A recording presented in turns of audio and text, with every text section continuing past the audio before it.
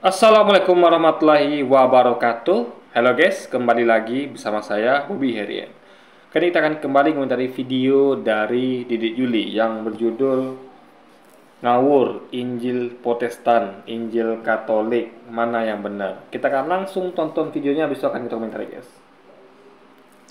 Shalom saudaraku, salam sejahtera dalam kasih Kristus. Jumpa lagi dengan saya. Di Yuli kita akan belajar berapologetika bersama-sama di channel ini. Ada seorang ustadz yang saya tidak tahu namanya, yang kemudian dia sok-sokan mengkritisi Alkitab orang Kristen dan juga Katolik. Katanya menurut dia ini kok Injilnya berbeda-beda gitu ya. Injil ada yang 70 lebih, ada yang 60 lebih. Nah, ini yang benar yang mana, yang salah yang mana? Kok bisa ada yang ditambahi, ada yang dikurangi? Quran dong sama, kata dia. Sebelumnya mari kita bersama-sama melihat video berikut ini.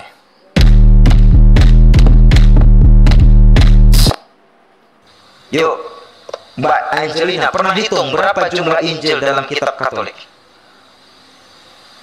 Nanti dihitung, 70 lebih. Protestan, jumlah Alkitab, jumlah Injilnya itu 66, sekitar 60 lebih. Ingat, Ustadznya bilang ya, jumlah Alkitab, jumlah Injilnya. Jadi gini, karena kita tahu teman-teman kita Kristiani itu seringkali mereka tuh kadang menyebut kitabnya sebagai Alkitab, kadang menyebut sebagai Injil. Makanya Ustadz tadi kan mengatakan bahwa Alkitab atau Injil gitu kan. Jadi ini sebenarnya maksudnya adalah keseluruhan kitab. Keseluruhan. Satu kitab utuh gitu. Jadi ada berapa kitab di dalamnya gitu kan. Ada berapa bagian. Itu maksudnya guys. Ya.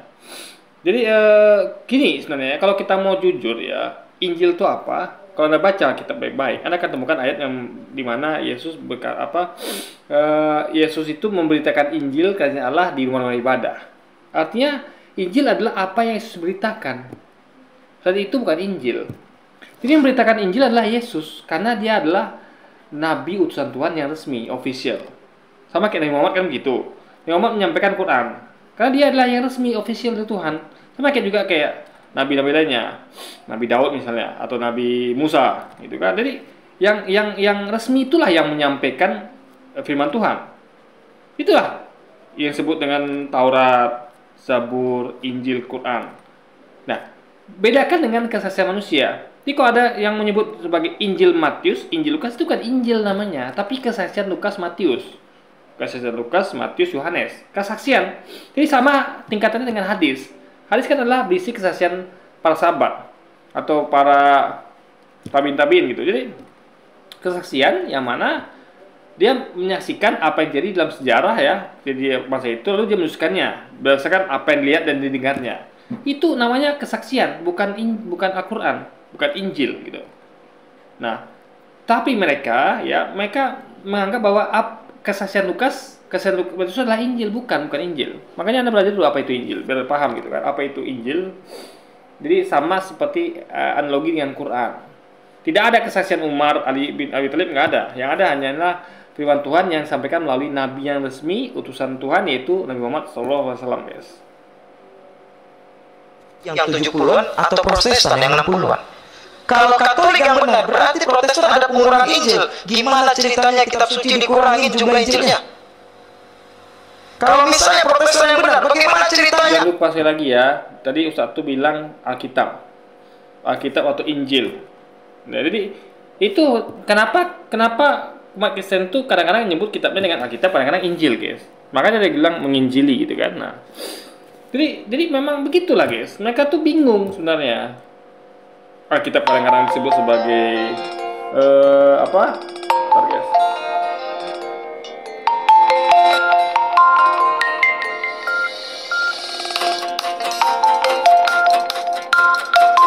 Anak saya nelfon, dia harus dahulukan anak saya dulu, jadi kita sambung lagi, guys. Bagaimana ceritanya ada Injil yang ditambah-tambah? Betul tidak? Tapi Al-Quran kita cek, mari kita cek. Mana orang NU, mana orang Muhammadiyah, masing-masing bawa Al-Quran. Jumlah suratnya sama, jumlah ayatnya sama, Al-Fatihahnya sama, tak ada perbedaan. Saya itu kadang-kala gemes lihat orang-orang seperti ini ya. ada seorang yang mengakunya ustadz ulama, tapi dalam setiap ceramahnya itu selalu mencampuri urusan agama orang lain. Nah, ini yang Juli tidak paham. Ingat, iman seorang muslim ada termasuk mempercayai kitab-kitab yang diturunkan sebelum Quran, yaitu Taurat, Zabur, Injil. Iman Islam itu bukan hanya percaya pada Quran, tapi juga percaya kepada kitab-kitab yang diturunkan sebelum Quran. Dan kita juga percaya bahwa kitab-kitab itu sudah diubah oleh manusia. Maka kita bahas itu. Ini adalah bagian rukun iman. Bahas tentang penyimpangan kitab-kitab sebelumnya, yang kita tahu sekarang itu namanya Alkitab, itu adalah bagian dari iman seorang muslim. Tapi mau nggak mau, suka-suka, ya itulah kita kaji. Karena Quran menyebutkan tentang itu, bahwa kitab-kitab sebelumnya itu sudah diubah oleh manusia. Itu bagian rukun iman, tidak mencampuri namanya. Karena kita percaya itu. Maka kita tuh anteng aja bahas tentang Yesus, bahas tentang kitab. Kenapa? Karena itu bagian dari rukun iman. Bahwa itu adalah bagian dari penyimpangan ajaran dari Islam. Ngerti ya? Sama kayak kita misalnya membahas tentang Ahmadiyah, atau bahas tentang yang lain, itu adalah penyimpangan agama Islam. Jadi yang perlu Anda ketahui bahwa agama Islam itu penyimpangannya bukan hanya bukan hanya Ahmadiyah atau yang lainnya, atau Syiah, bukan hanya itu, tapi juga termasuk seperti agama Kristen dan Yahudi yang disebut sebagai agama-agama rumpun atau agama samawi. Kita meyakini bahwa itu adalah jadi agama Kristen adalah penyimpangan ajaran Islamnya Nabi Isa atau Yesus kita sebut. Agama Yahudi adalah penyimpangan dari ajaran Islamnya Nabi Musa. Jadi itu guys poinnya. Jadi ini bukan mencampuri, makanya dia harus belajar tentang Islam. Apa itu Islam? Ya. Nah, intinya kalau kita percaya, ya berarti sah-sah aja bahas. Kita percaya kok. Nah, di Juli percaya nggak sama Quran? Nggak percaya dia. Percaya nggak sama hadis? Nggak percaya dia. Percaya nggak sama Muhammad? Dia nggak percaya. Kok kita percaya sama Yesus? Percaya kepada Taurat, Zabur, Injil, meskipun ajarannya dan kitabnya itu sudah diselewengkan. Ini bagian dari rukun iman. Jadi bahas Alkitab adalah bahas dari bagian dari rukun iman, bahwa Allah itu telah menurunkan kitab-kitab suci sebelum Quran, yaitu Taurat, Zabur, Injil, dan nabi-nabi sebelum Nabi Muhammad, yaitu Nabi Yesus, Musa dan sebagainya, dan ajaran nabi tersebut dan kitab suci itu sudah diubah oleh manusia. Itu bagian rukun iman itu. Makanya itu hal-hal yang wajar dibahas. Itu yang tidak paham oleh Juli gitu kan. Di Corbusier itu masuk kamar orang lain dan itu tidak diperbolehkan, tidak elok, tidak etis. Makanya Anda harus lihat isi kamar umat Islam itu apa aja. Anda belajar. Jadi kalau Juli nggak ngerti Islam, ya inilah jadinya kacau jadinya guys. Coba kalau dia ngerti Islam, ngerti dia, ternyata Yesus adalah sama-sama dimani sebagai orang yang dimani dalam Islam juga rupanya, bukan hanya Kristen yang mengimani. Cuma kita mengimani dalam perspektif yang beda. Kita mengimani dia hanya nabi, utusan Tuhan. Kalau mereka kan mengimani sebagai Tuhan. Itu aja bedanya. Itu. Jadi bagi kita mereka itulah penyimpangan, bagi mereka itu Yesus itu adalah suatu hal yang kebenaran gitu. Karena kita berimannya sosok yang sama, kitab yang sama, tapi berbeda pemahaman, perspektif. Kita yakin bahwa itu sudah diubah, dipalsukan, mereka yakin bahwa itu masih asli. Itu aja bedanya, guys. Tidak elok, tidak etis. Nah, ustaz-ustaz seperti ini ya banyak ya. Salah satunya ini. Dia keminter, sok tahu, padahal dia nggak tahu apa-apa. Orang yang tahu itu beda dengan orang yang nggak tahu apa-apa. Orang nggak tahu apa-apa itu betul-betul buta sama sekali. Nggak bisa sebut jumlah. Dia tadi sebut ya, Alkitab atau Injil itu jumlahnya kalau di Protestan tuh 60-an kitab. Di Katolik 70 kitab. Dia tahu jumlah. Orang nggak tahu apa, dia bingung ngomong apa. Ngerti ya? Orang nggak tahu apa, tidak akan bisa ngomong tentang suatu topik. Contoh, saya betul-betul nggak tahu tentang apa ya. Apa yang saya nggak tahu ya? Saya betul-betul nggak tahu tentang topik apa yang saya nggak tahu ya. Anggaplah topik namanya A. Saya nggak ngerti apa-apa. Dia bisa ngomong. Apa yang saya ngomongin? Saya betul nggak tahu apa-apa. Tapi topik misalnya kayak saya tahu tentang ini, tempat saya ada intermi, saya tahu, ya, walaupun sedikit mungkin. Saya nggak tahu itu pabriknya di mana, cara bikinnya gimana, saya nggak tahu. Saya hanya tahu sedikit. Misalnya saya baca di kotaknya isi apa, dia rasa kaldu ayam, dia ada badan POM RI-nya gitu kan. Lalu satu kotak isi 40 bungkus. Itu yang saya tahu. Ini nggak bisa dibilang saya itu nggak tahu apa-apa. Nggak tahu apa-apa, saya nggak tahu sama sekali. Ditanya orang, apa itu intermi? Nggak tahu ya apa itu intermi. Itu orang nggak tahu apa-apa. Tapi minimal dia tahu apa intermi. Oh, intermi adalah nama mie instan. Itu dia tahu. Meskipun tidak tahu seluruhnya. Mungkin dia nggak tahu isi satu kotak berapa bungkus, rasanya apa saja. Tapi nggak bisa dikatakan bahwa dia nggak tahu apa-apa. Itu salah besar. Ini Juli suka melebih-lebihkan. Orang yang tahu dikatakan tidak tahu apa-apa. Ya. Kalau mau jujur, justru dia nggak tahu apa-apa tentang Islam. Tapi nggak bisa juga saya sebut nggak tahu apa-apa. Dia tahu tentang Islam, tapi banyak nggak tahunya. Contoh yang tadi dia nggak tahu itu. Saya nggak mau nyebut dia nggak tahu tentang Islam. Dia tahu tentang Islam, pasti dia tahu. Buktinya dia tahu bahwa Islam menuhankan Allah, bahwa Islam itu Yesus cuma nabi. Tahu dia. Maka nggak layak, meskipun kita yakini dia nggak tahu banyak tentang Islam, sangat sedikit pengetahuan tentang Islam, tapi saya fair. Saya tidak pernah setia mengatakan bahwa, dia nggak tahu apa-apa tentang Islam, enggak. Dia pakai bahasa yang absurd, yang kelewatan. Orang tahu tentang Kristen, tentang Protestan, Katolik, dibilang nggak tahu apa-apa. Itu sudah keminter namanya. Justru dia yang keminter. Melebihi alias offset gitu. Orang yang tahu walaupun satu saja, itu tahu namanya. Meskipun nggak tahu seluruhnya. Bahasa yang tepat apa? Orang ini nggak banyak tahu. Dia tahunya sedikit. Nah, itu baru tepat kata-katanya. Bukan dibilang bahwa dia nggak tahu apa-apa. Itu absurd namanya. Kita fakta tadi kan, dia nggak ngerti tentang ajaran Islam. Bahwa dia tahu bahwa agama dia dan Yahudi adalah bagian dari penyimpangan agama Islam. Nggak tahu dia tuh. Tapi kita fair, kita nggak sebut dia nggak tahu apa-apa. Dia tidak tahu bagian itu, tapi dia tahu minimal Islam itu menuhankan Allah misalnya. Itu ya sebenarnya. Jadi kita harus jujur dalam menilai orang. Ya, ketika dia sedang menilai Ustadz tadi, dia nggak jujur. Orang yang tahu dibilang nggak tahu apa-apa. Itu yang fatalnya gitu guys. Jadi kalau dia nggak jujur, gimana dia bisa mengedukasi? Ingat, edukasi itu butuh kejujuran. Ya. Karena kalau Anda tidak jujur, apa yang mau Anda sampaikan? Saya berusaha untuk jujur. Maka saya tuh tidak pernah mengatakan orang ini nggak tahu apa-apa, nggak pernah. Kita ngerti mereka tahu, meskipun tahunya sedikit. Tapi tidak pernah kita sampai offset mengatakan bahwa mereka nggak tahu apa-apa, nggak pernah guys. Mengenai kitab suci orang Kristen dan juga Katolik.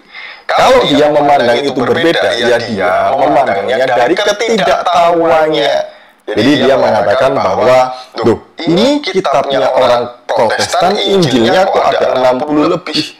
Kita bilang Alkitab ya, Alkitab bukan kitab saja, Alkitab. Jadi ya kadang gini, orang Kristen itu ada yang meyakini bahwa itu namanya Alkitab, ada yang meyakini itu namanya Injil, itu guys. Jadi ini intinya adalah yang dimaksud adalah itu keseluruhannya, bukan bagian dari 4 Injil itu, bukan guys. Kemudian orang Katolik, Injilnya itu ada 70 lebih. Aduh, Pak Ustadz, yang namanya Injil dari dulu sampai sekarang itu ya ada 4. Matius, Markus, Lukas, Yohanes, baik Kristen, Katolik, Ortodok. Itu bukan Injil sekali lagi ya, itu adalah kesaksian manusia. Ya mereka nggak ngerti apa itu Injil. Injil adalah apa yang Yesus beritakan.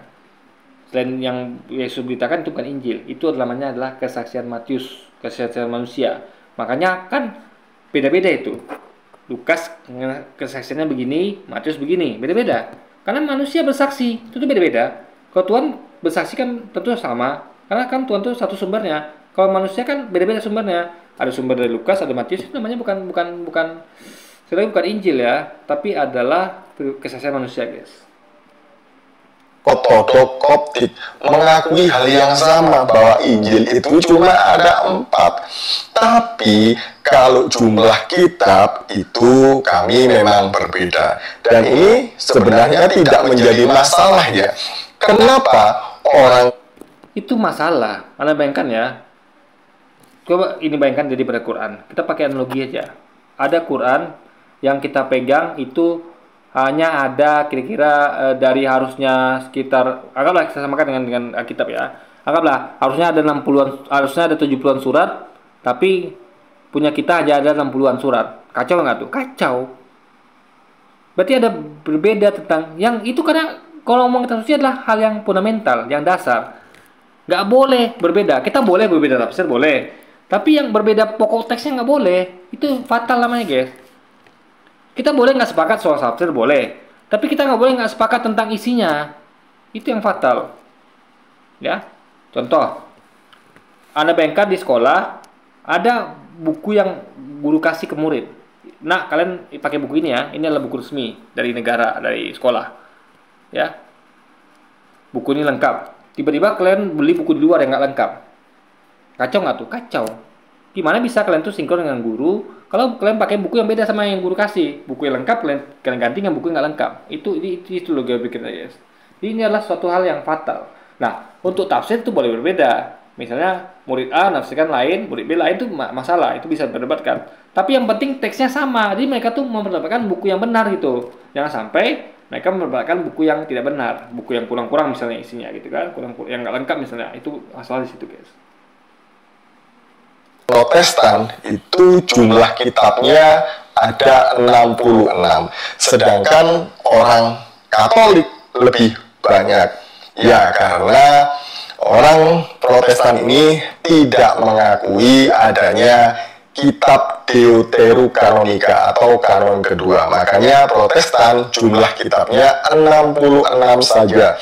39 perjanjian lama, 27 perjanjian baru. Sedangkan Katolik di antara perjanjian lama dan perjanjian baru itu ada yang namanya Deuterokanonika. Kalau tidak salah ya, itu jumlahnya ada 9. Berarti betul lah apa yang disampaikan Ustaz tadi, bahwa di Katolik itu ada 70 lebih kitab dan Protestan 60 kitab. Jadi sebutnya namanya itu Injil. Dia itu kan maksudnya ke kitab. Kan dia bilang tadi dua di awal tadi, ada dengan videonya kan. Dia sebut juga Alkitab, dia sebut juga Injil, guys. Dia nggak bisa nangkap itu kan. Ada Yudit, Tobit, kebijaksanaan, tambahan kitab Esther, tambahan kitab Daniel, kemudian jadi ketika dia menjelaskan ini, sebenarnya dia tuh nggak sadar sedang membenarkan Ustaz tadi. Itu yang tidak pahami. Justru dia tuh mendetailkan bahwa yang sampai Ustaz itu adalah benar adanya, meskipun dia mengakui tidak. Apa itu benar adanya? Jadi dia tuh sedang mendetailkan apa yang Ustaz sampaikan. Ustaz ngomong hanya 70-an kitab Katolik, Protestan 60 kitab. Tapi dia detailkan, dia bantu satu detailkan. Artinya dia setuju dengan apa yang Ustaz bilang, meskipun dia ngomongnya nggak setuju gitu loh. Kan dia nggak ngerti apa yang Ustaz sampaikan, bahwa yang maksud Ustaz itu adalah keseluruhan Alkitabnya.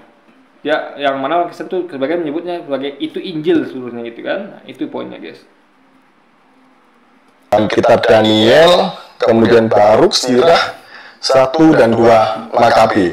Nah, jadi kalau 66 ditambah 9 itu artinya jumlahnya 75. Nah, kenapa sih orang-orang Kristen ini tidak memasukkan Deuterokanonika di dalam Alkitab? Karena Deuterokanonika ini memang bukan wahyu, tapi tambahan kitab untuk melengkapi kitab yang ada. Jadi, kalau kita melihat hal-hal yang tidak ada di dalam Alkitab itu ada di dalam kitab Deuterokanonika tadi. Nah, itulah yang disebut Quran sebagai diubah, menambahkan dan mengurangi. Itulah perubahan tuh, guys. Ada yang tambah, ada yang kurangi, ada yang sisipi. Itu yang maksud diubah tuh. Makanya betul apa yang Quran sampaikan. Quran itu nggak salah. Bahwa kita sebelumnya sudah diubah dengan manusia. Buktinya apa? Ada sisipan, ada pengurangan, ada penambahan. Itu poinnya, guys. Jadi sekali lagi ya, maha benar Allah dengan firman-Nya. Ya. Esther. Nah, di dalam kitab Esther itu lebih lengkap ada di dalam tambahannya. Misalnya tambahan kitab Esther, di situ ada mengenai. Harusnya kalau saya ya, jujur ya, kalau mau nyebut Injil yang asli, ya, itu ada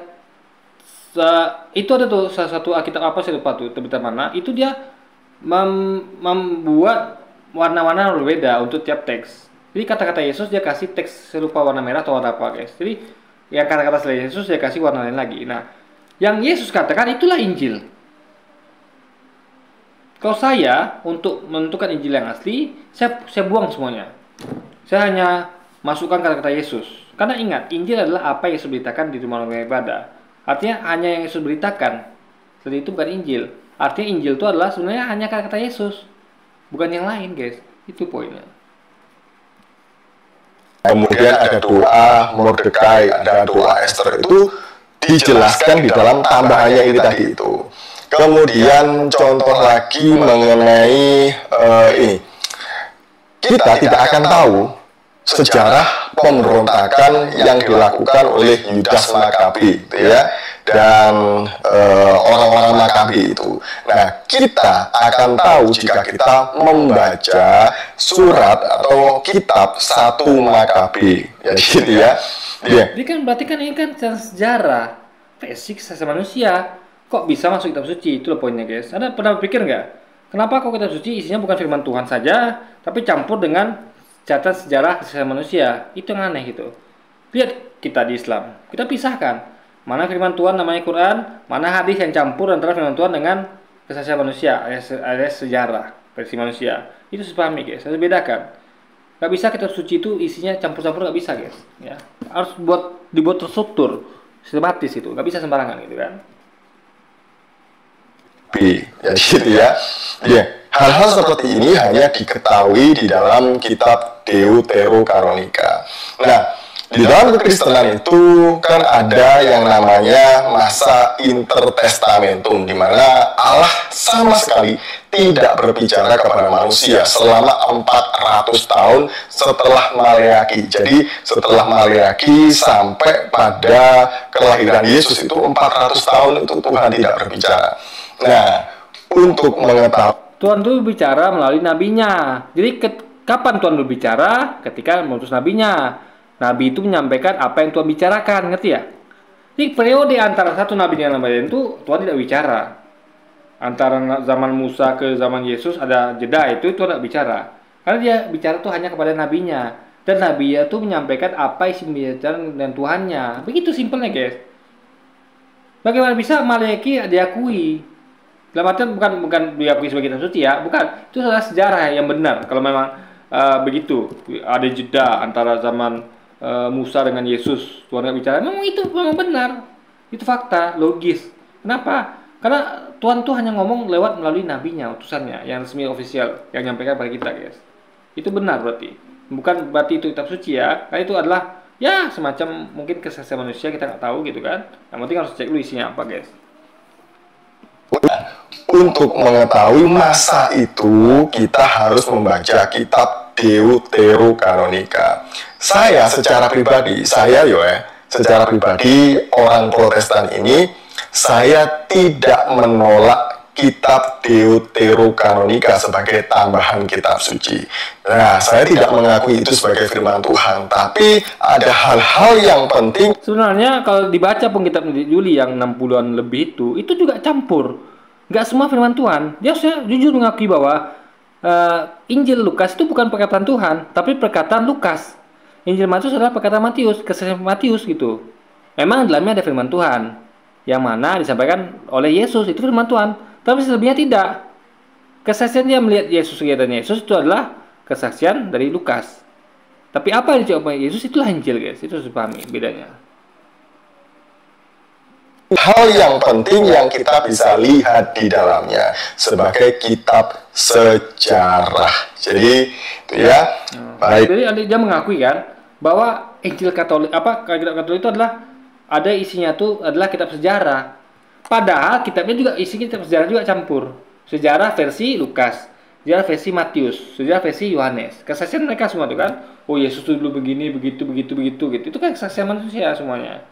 Jadi sebenarnya dia nggak paham. Ketika dia mengatakan bahwa dan memang benar bahwa itu isinya adalah sesuai kesaksian dia, bahwa yang isi dari sekitar 9 atau berapa kitab Katolik itu yang sisipan tambahan itu memang adalah sejarah. Kitabnya juga campuran juga sejarah juga, guys. Sama saja gitu loh. Cuma dia nggak ngerti gitu loh, ya kan? Itu aja poinnya, guys.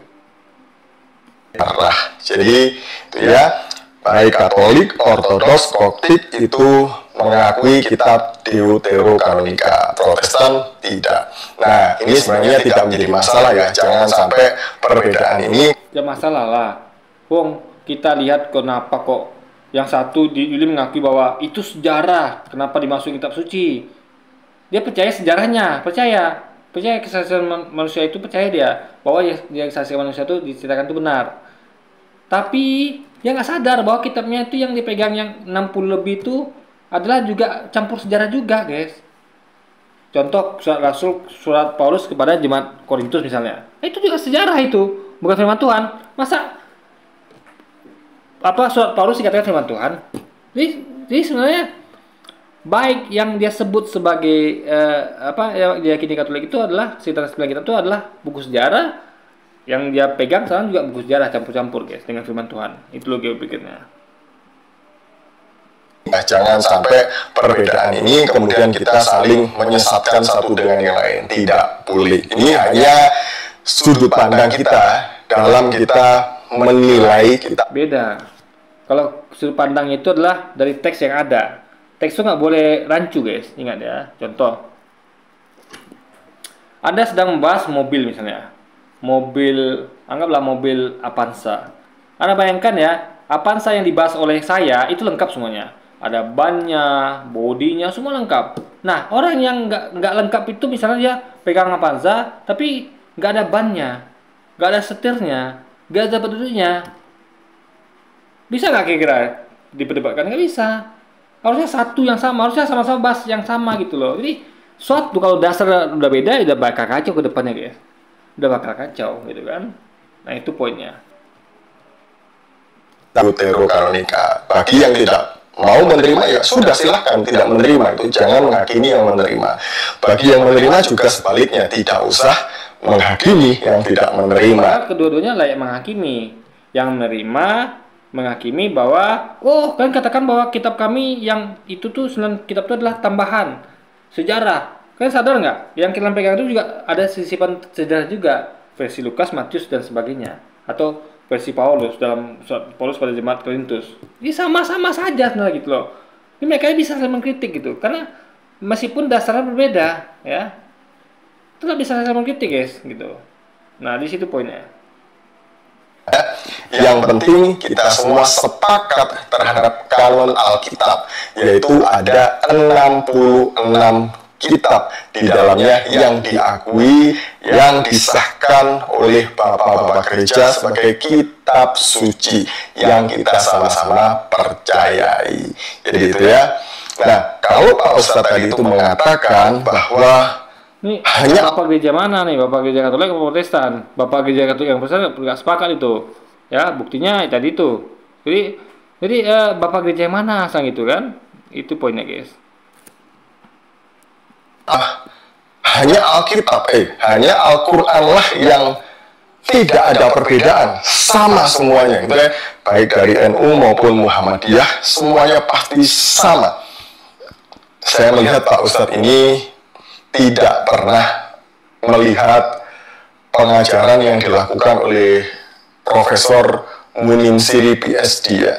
Jadi berkenaan dengan itu kita sudah lihat, itu adalah perbedaan logat, ya, logat. Seperti misalnya kayak orang Batak ngomong dengan orang Jawa beda, ya.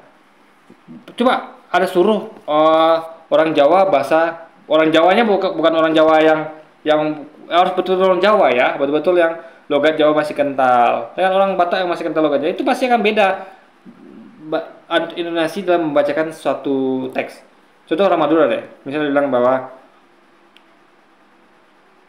sarasa kaldu ayam gitu kan, kan coba ya, sarasa kaldu ayam gitu kan. Nah, beda dengan orang Indonesia, orang biasa bilang atau orang Minang bahwa raso kaldu ayam. Pokoknya logat itu beda, guys. Logat itu yang membedakan. Karena gini, ketika Nabi menyampaikan firman Tuhan, yang terima itu kan bukan hanya orang dari satu suku. Ada orang suku lain tentu beda logat, apalagi sampai kepada negara lain. Itu logat beda semua. Kalau bayangkan ada satu teks, jadi ada satu teks sampai ke orang Jawa, ke orang Batak kan beda logatnya. Orang Batak pakai logat Batak bacanya, orang Jawa pakai logat Jawa, dan dengar pun akan menuliskannya akan rancu gitu. Karena dia akan menuliskan panjang pendek. Contoh misalnya kayak, ya kalau misalnya kayak berapa logat itu kan kadang-kadang huruf yang satu itu dipanjangkan dia, padahal hurufnya cuma satu. Hurufnya misalnya kayak kata apa lah misalnya yang hurufnya satu gitu kan, mereka panjangkan. Ada yang juga yang harusnya panjang mereka pendekkan. Ini adalah logat. Ini perbedaan itu di logat, tapi artinya sama guys. Nanti ya, itu harus dipahami. Logat, perbedaan logat saja guys. Jadi Ini itu sudah bahas di video saya, bisa nonton video saya yang lampau yang bahas tentang itu. Jadi bagaimana mereka memfitnah itu semua sudah bantah gitu kan dengan logika tentunya. Anda bisa tonton balik video saya yang bahas tentang itu guys. Jadi berkenaan dengan kodifikasi Quran, saya senang sekali tentang data-data yang disajikan, yang disampaikan oleh Quran itu tidak ada kodifikasi. Kenapa? Karena Quran itu tidak ditemukan. Yang ada kodifikasi itu adalah yang ditemukan. Ya, ingat arkeolog itu kan menemukan. Dia menemukan sisa peninggalan. Contoh kayak prasasti, kayak catatan-catatan itu ditemukan. Itu baru ada namanya kodifikasi.